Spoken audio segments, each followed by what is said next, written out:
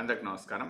ఇవాళ మన topic overseas employment. అట్లా ఎట్లా ఉండబోతుంది? ఇండియాలో మనం ఏం చేయాలి? ఈ ఓవర్సీస్ ఎంప్లాయ్మెంట్‌ని మనం తట్టుకొని నిలబడాలంటే అనే టాపిక్ పైన చేయబోతున్నాం మనం. అయితే ఇంతకంటే ముందు ఒక లాస్ట్ 20, 25 ఇయర్స్‌లో గనక చూసుకుంటే వెస్టర్న్ వరల్డ్ చాలా స్పేస్ ప్రొవైడ్ చేసింది. ఎంత స్పేస్ అంటే చాలా స్పేస్ ప్రొవైడ్ చేసింది. మనకు చాలా మందికి కూడా ఉద్యోగాల అవకాశాలు చాలా ఎక్కువిచ్చింది. ఇంక వాళ్ళకు వాళ్ళ పిల్లలు లెట్స్ సే అమెరికాలో పిల్లలు పుడితే వాళ్ళకు వాళ్ళ సిటిజన్‌షిప్స్ కూడా వచ్చేసినాయి. అట్లా అన్నీ అయిపోయినాయి. కొంతమంది గ్రాండ్ పేరెంట్స్ కూడా అయిన వాళ్ళు ఉన్నారు. సో, ఇట్లా ఒక 30, 40 ఇయర్స్ నుంచి చాలామంది వచ్చిండ్రు. ఇంకా లాస్ట్ 20 ఇయర్స్‌లో మాత్రం ఇన్‌ఫ్లక్స్ చాలా ఎక్కువైంది. ఇప్పుడేమైతుంది ఈ సిట్యుయేషన్స్ అంటే ఇది ఒక అమెరికాలోనే అయిందంటే లేదు. అట్లా ఇంకా మనకు మిగతా కంట్రీస్ వెస్టర్న్ వరల్డ్ చాలా స్పేస్ ఇచ్చింది. యూరోపియన్ కంట్రీస్ ఇట్లా ఆస్ట్రేలియా చాలా చోట్లలో మన వాళ్ళున్నారు. ఇవాళ అమెరికాలో గనుక చూసుకుంటే మన వాళ్ళు ఓవరాల్‌గా ఒక 1,00,00,000 దాటే ఉంటారనమాట. అంటే even though I mean including citizens. So, ఇట్లాంటి సిట్యుయేషన్‌లో మరి ఇంతమందికి స్పేస్ ప్రొవైడ్ చేయడము, మిగతా కొన్ని కంట్రీసు చాలా చేసినాయి. మరి ఇప్పుడు చేయబోతున్నాయా అంటే, ఇవాళ మీకు ఈ వీడియో చూపిస్తాను చూడండి ప్రజలారా. What Donald Trump is doing right. ఇప్పుడు H1B ఆటో రెన్యువల్ అనేది ఈ అవకాశం రద్దు చేస్తున్నాడు. ఈ అవకాశం రద్దు చేయడం అంటే ఏంది అంటే యాక్చువల్లీ ఇంతకంటే ముందు ఇప్పుడు మనకు 2020 ఇవాళ ఏంది let's say 2nd of I mean 6th of February 2025 right. ఒక 3 ఇయర్స్ వీసా ఎక్స్టెన్షన్ ఉంటుంది అనమాట. అంటే ఇది ఎప్పుడు 5th ఆఫ్ ఫిబ్రవరి 2028 వరకు ఉంటుంది అనమాట. అయితే ఈ 3 ఇయర్స్ డ్యూరేషన్‌లో ఇది వీసా గనుక ఎండ్ కాకంటే ముందు ఏం చేస్తారంటే ఎక్స్‌టెన్షన్‌కి అప్లై చేస్తారు. ఓకే. ఎక్స్‌టెన్షన్ కోసం అప్లై చేస్తే మళ్ళీ ఒక 3 ఇయర్స్ వస్తా ఉంటది. అంతలోపల ఇంక గ్రీన్ కార్డ్ ప్రాసెసింగ్ ఇట్లా నడుస్తా ఉంటాయి కాబట్టి అది ఎక్స్‌టెన్షన్ అవుతూ ఉంటది. Until they get their green card. Okay. ఆ తర్వాత సిటిజన్‌షిప్ వస్తా ఉంటది. ఇవన్నీ వస్తా ఉంటాయి. అయితే మనకి ఈ ప్రాసెస్‌లో ఈ డెప్త్‌కి ఎక్కువ డీటెయిల్స్ ఎళ్ళకుండా నేను ఇక్కడనే ఆపేస్తున్నాను.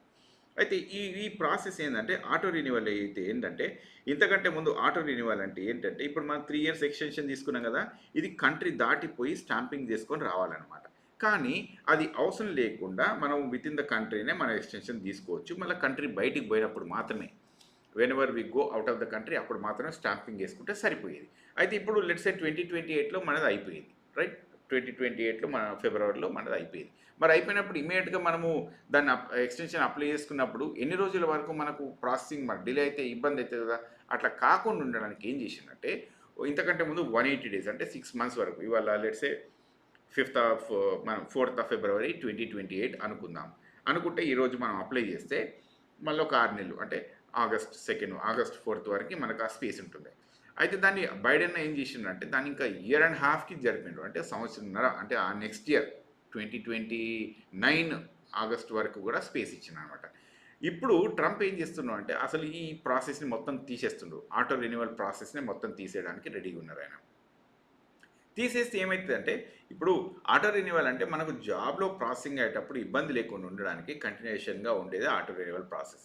అయితే దీంట్లో ఇంకొక ప్రాబ్లమ్ ఏమొచ్చిందంటే, ఇంతకంటే ముందేమో ఇప్పుడు జాబ్ చేస్తున్న వీళ్ళున్నారు గదా! వీళ్ళతో పాటుగా అంటే వీళ్ళు ఇప్పుడు H1B వీసా హోల్డర్స్ ఉంటారు గదా! వాళ్ళతో పాటుగా వాళ్ళు ఇప్పుడు H1B వీసా హోల్డర్‌తో పాటుగా వాళ్ళ వైఫ్ అంటే వాళ్ళ స్పౌస్ వర్క్ చేస్తారనుకోండి H4 వీసా అని అంటారు. ఇప్పుడు వీళ్ళు జాబ్ చేసుకోవచ్చు. ఒబామా అడ్మినిస్ట్రేషన్‌లో వీళ్ళు గూడా జాబ్ జేసుకోవచ్చు అని చెప్పి తీసుకొచ్చిండ్రు.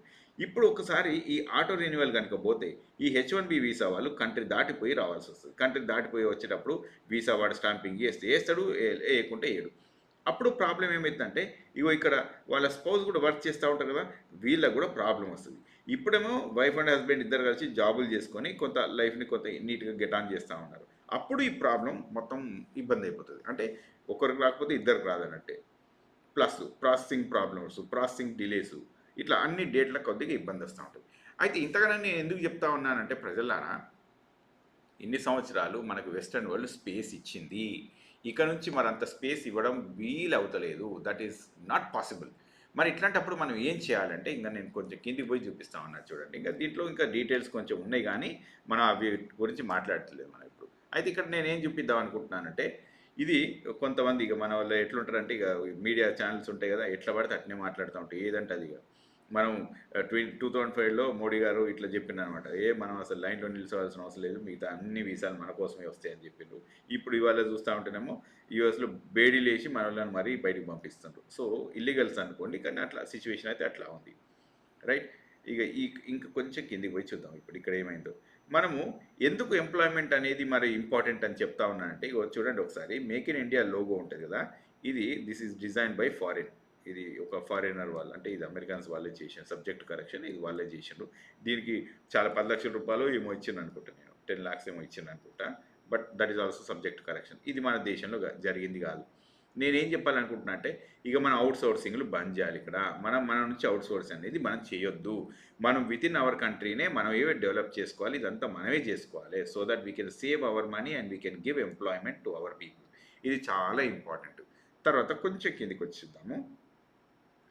రాహుల్ గాంధీ గారు నిజంగా ఒక మెచ్చుకోవాలి ఈయన ఈ మాట చెప్పడానికి. నైదర్ యూపీఏ నార్ ఎన్డీఏ సాల్వ్డ్ అన్ఎంప్లాయ్మెంట్ ఇష్యూ. ఇది చాలా కరెక్ట్. ఇప్పుడు యూపీఏ వాళ్ళు చేయలేదు, ఎన్డీఏ వాళ్ళైతే ఇక అసలే చేస్తలేరు. ఇక వీళ్ళైతే పబ్లిక్ సెక్టర్ మొత్తం అమ్ముకుంటూ పడేస్తుండ్రు. వీళ్ళు ఎంతో కొంత కనీసం పబ్లిక్ సెక్టర్లన్నా పెంచారు. సో ఇది పెంచింది సరిపోదు, ఇదంతా సరిపోదు అనమాట. ఎందుకంటే ఎవ్రీ ఇయర్ కోట్లలో జనాలు పుడతా ఉంటే కనీసం లక్షలలో కూడా జాబులు లేకుంటే ఇక మనకి ఎట్లా? Crores of children are being born and లక్షలలో కూడా ఉద్యోగాలు దొరకకపోతే వీళ్ళంతా ఏం చేయాలి? వీళ్ళకి ఎంటర్ప్రినర్షిప్ ఎట్లా డెవలప్ కావాలి? ఇదంతా ఎట్లా ముందరికి పోతుంది? సో ఇది చాలా పెద్ద ప్రాబ్లం. దీన్ని ఎవరు సాల్వ్ చేయాలని చెప్పారు. తర్వాత కొంచెం కిందికి వెళ్దాం ప్రజలారా. ఇగో ఇది దారుణమైన పరిస్థితి. 2 lakh okay apply for 1100 police vacancies కోసము 2 లక్షల మంది ఉద్యోగాల కోసం వెయిట్ చేశారు. అంటే ఇక ఒక్క ఉద్యోగం కోసం 2000 మంది వేసుకోండి యావరేజ్గా. దీంట్లో ఎవరెవరున్నారంటే డాక్టర్లు, లాయర్లు, ఎంబీఏలు, ఇట్లా ఇంకా చదువుకున్న వాళ్ళందరూ ఉన్నారు ఇందులోనే. అంటే మరి వీళ్ళందరికంటే వీళ్ళు ఎక్కువ జాబులు చేస్తున్నారు. అంటే ఇప్పుడు ఒక మాట మాట్లాడదాము. ఇప్పుడు లాకి మన దగ్గర స్పేస్ లేదంటే మస్తు స్పేస్ ఉంది, డాక్టర్లకు స్పేస్ లేదంటే మస్తు మందికి ఉంది, ఎంబీఏ వాళ్ళకి లేదంటే మస్తు మందికి ఉంది. కానీ మనం ఎఫిషియెంట్గా దీన్ని యూజ్ చేస్తలేము. మనం ఏమవుతున్నాయి అంటుంటే ఎఫిషియెంట్గా యూజ్ చేయడము అని అంటే ఏంటంటే ప్రజలారా, ఒక ఒక ఒక సెక్షన్ ఆఫ్ పీపులే పైకి వచ్చింది అనుకోండి. If there is a wealth gap a lot, అది మనకి ఇబ్బంది అయిపోతుంది అనమాట. వెల్త్ గ్యాప్ కాకుండా మనము అందరికీ ఉద్యోగాలు వచ్చే విధంగా కనుక ఉంటే ఈ లీగల్ టీము మంచిగా ఉంటుంది, ఈ మెడికల్ టీము మంచిగా ఉంటుంది, బిజినెస్లు రన్ అవుతూ ఉంటాయి. సో ఇది చాలా ఇంపార్టెంట్. ఎందుకు అంటే ఇప్పుడు లోకల్ గవర్నమెంట్స్ అనేది కనుక ఉంటే ఎంప్లాయ్మెంట్ ఎక్కువ క్రియేట్ అవుతూ ఉంటే మీకు అన్ని విధాలుగా కూడా దేశం ముందుకెళ్తూ ఉంటుంది. అయితే దీని మీద ఇంకొకటి కూడా వీడియో చూపించింది నేను. అయితే ఇక్కడ ఇంకొకటి ఏంటంటే ప్రజలారా, మరి ఎందుకు ఈ జాబ్స్ మీద ఇంత ఫోకస్ చేస్తూ ఉన్నారు వీళ్ళు అని కనుక అంటే answer is very very simple. లంచం.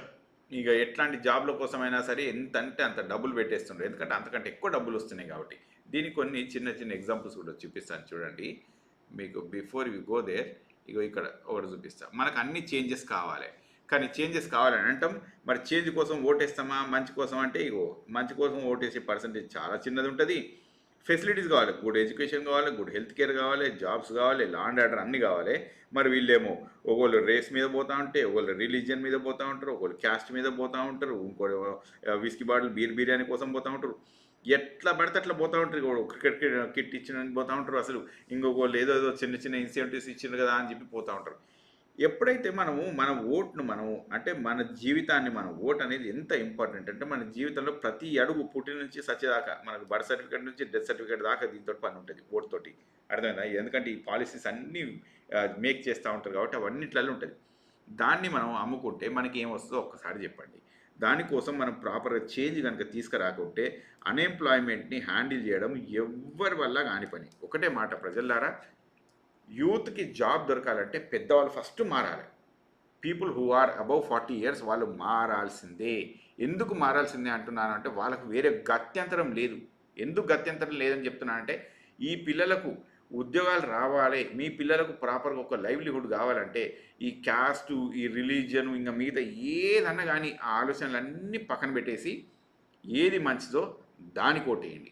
అట్లయితేనే ఈ పిల్లలు సర్వైవ్ అవుతారు. ఈ పిల్లల్ని మనం సేఫ్ గార్డ్ లాగా పెట్టుకోవచ్చు. లేకుంటే మాత్రం ఇక అది పరిస్థితి చాలా దారుణంగా తయారవుతుంది. ఎందుకంటే వెస్టర్న్ వాళ్ళు ఇన్ని రోజులు స్పేస్ ప్రొవైడ్ అయింది.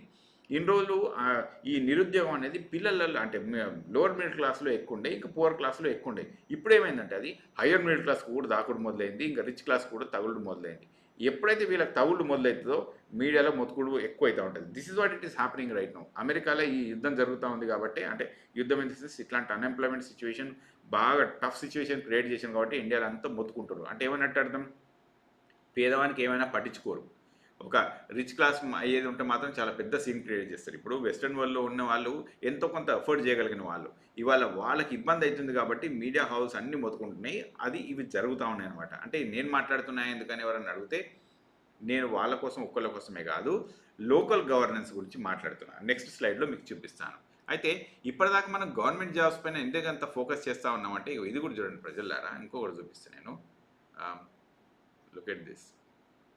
ఇగో ఈయన ఒక ఎక్సైజ్ కానిస్టేబుల్ ఇంట్లో 700 కోట్లు, 500 కోట్లు, 700 కోట్లు దొరికినాయండి. ఇది ఏంది ఇది? ఇది మధ్యప్రదేశ్‌లో చూడండి, మధ్యప్రదేశ్‌లో ఒక ఎక్సైజ్ కానిస్టేబుల్ దగ్గర గింత గింత డబ్బా, గింత గింత డబ్బా, ఇది ఏంది ఇది? ఇది పిచ్చితనమా? ఇది మంచితనమా? నాకు అర్థం కాదు. అంటే ఏమన్నా చేయవచ్చా ఈ దేశంలో అన్నట్టే కదా, ఇప్పుడు ఏమన్నా చేయొచ్చు అన్నట్టే. So anyways, coming back to the story. ఇప్పుడు ఆయన టాపిక్ గురించి మనం ఎక్కువ మాట్లాడితే టైం వేస్ట్. కానీ ఇది ఒక్కటి చూడండి ప్రజలారా, ఇది చాలా ఇంపార్టెంట్ గ్రాఫ్ అనమాట. This is very important graph.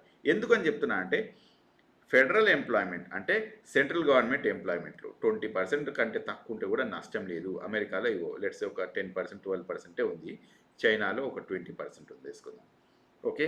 State government employment కనుక చూసుకుంటే యూఎస్లో ఒక లెట్స్ ఒక 25% ఉంది. ఇంకా ఇక్కడ చైనాలో కనుక చూస్తే ఒక 15% అట్లా ఉంది. ఓకే. అయితే లోకల్ గవర్నెన్స్ మాత్రం మ్యాక్సిమం ఆల్మోస్ట్ ఒక 60% కంటే ప్లస్సే ఉన్నాయి. ఓకే. మన 50%, 60% మధ్యలో మనకు చైనా కానీ అమెరికా కానీ ఉన్నాయి. అంటే ఎందుకు ఈ లోకల్ గవర్నెన్స్? మరి ఇండియా ఎక్కడ ఉంది అంటే లెస్ దాన్ ఒక లెస్ దాన్ 10% వేసుకోవచ్చు మనం. అంటే మనం ఎక్కడున్నాము అని కనుక మన ఎంప్లాయ్మెంట్ కనుక చూస్తే, సెంట్రల్ గవర్నమెంట్లో, స్టేట్ గవర్నమెంట్లో మనం కొంత పర్వాలేదు. సెంట్రల్ గవర్నమెంట్లో కొంచెం ఒక 30%, 35% ఉంది. స్టేట్ గవర్నమెంట్లో మాత్రం లెట్స్ ఒక 60% ఉంది. లోకల్ గవర్నెన్స్లో మాత్రం ఉద్యోగాలే చాలా మినిమం ఉన్నాయి. అంటే ఇది నేను మీకు ఏం చెప్పాలనుకుంటున్నా అంటే, మరి లోకల్ గవర్నెన్స్లో ఏమేమి ఉంటుందంటే, ఒక ఎడ్యుకేషన్ ఉంటుంది, ఒక హెల్త్ ఉంటుంది, ఒక శానిటేషన్ ఉంటుంది, ఇంకా చాలా రకాల పనులు ఉంటాయి. మ్యానుఫ్యాక్చరింగ్ సెక్టర్లే ఉంటాయి, చాలా రకాలుగా ఉంటాయి అన్నమాట. అవన్నిటి మెయింటెనెన్స్లు ఇట్లా మనకు అన్ని రకాలుగా మనకు డే టు డే నీడ్స్లో ఏమేమి ఉంటాయో అవన్నీ కూడా లోకల్ గవర్నెన్స్లో ఉంటుంది. ఎప్పుడైతే లోకల్ గవర్నెన్స్లో జాబులు తక్కువ ఉంటాయో, ఇట్ మీన్స్ వెల్త్ అనేది ఇన్ఈక్వాలిటీ చాలా ఎక్కువ ఉంటుంది. ఆ వెల్త్ ఇన్ఈక్వాలిటీ ఎప్పుడైతే ఎక్కువ ఉంటుందో అప్పుడు ఏమవుతుందంటే ఎంప్లాయ్మెంట్ పుట్టదు. ఎంప్లాయ్మెంట్ ఎప్పుడైతే పుట్టదో ఈవెన్ గుడ్ ప్రొఫెషన్స్ లైక్ డాక్టర్లు, లాయర్లు, ఇంజనీర్లు వీళ్ళందరికీ కూడా స్పేస్ ప్రొవైడ్ కాదు. సో ప్రజలారా, మీరు అర్థం చేసుకోవాల్సింది ఏంటి అంటే, ఎప్పుడైతే లోకల్ గవర్నెన్స్కి మనం ఎక్కువ బలోపేతం చేస్తామో అప్పుడే కొన్ని సెటరైట్ అవుతాయి లైఫ్లో, లేకుంటే సెటరైట్ కావు. అండ్ కనుక మనం ఏం చేయాలి అంటే, ఇంకొకటి కూడా కొంత అంటే అన్ని క్వశ్చన్స్ అయినా ప్రాబ్లమ్స్ ఏమున్నాయి అంటే సొల్యూషన్స్ ఏమైనా ఉంటే కొంచెం రాసుకొచ్చిన కూడా దీనికోసం నేను. మీరు చూడండి మరి ఏం చేయవచ్చు మనం డెవలప్మెంట్ చేయాలి, ఎంప్లాయ్మెంట్ పెంచాలంటే ఏంటంటే స్కిల్ డెవలప్మెంట్ ప్రోగ్రామ్స్ చేయాలి. స్కిల్ డెవలప్మెంట్ ప్రోగ్రామ్స్ ఎట్లా అంటే, టెక్నాలజీ, మ్యానుఫ్యాక్చరర్, రెన్యూవబుల్ ఎనర్జీ ఇక్కడ ఏరియాస్లో చేయాలి. ఈ ఇండస్ట్రీ నీడ్స్ ఎట్లుంటాయంటే, మనం యూనివర్సిటీస్లో రీసెర్చ్ మీదకి వెళ్ళి ఇవన్నీ పైనకి వస్తూ ఉంటాయి. యూనివర్సిటీ రీసెర్చ్ ఎంతైతే చేస్తూ ఉంటే వీటి మీద మనం కొంత ఎక్కువ ఫోకస్డ్గా మనం ముందుకెళ్ళొచ్చు. అట్లాగే ఎంటర్‌ప్రెన్యూర్‌షిప్ పెంచాలి. ఎంటర్‌ప్రెన్యూర్‌షిప్ పెంచితే ఏమైందంటే, ఇప్పుడు ఎంఎస్ఎంఈలు ఉంటాయి కదా, మన చిన్న బ్యాంక్ లోన్స్ వచ్చేటి అవన్నమాట.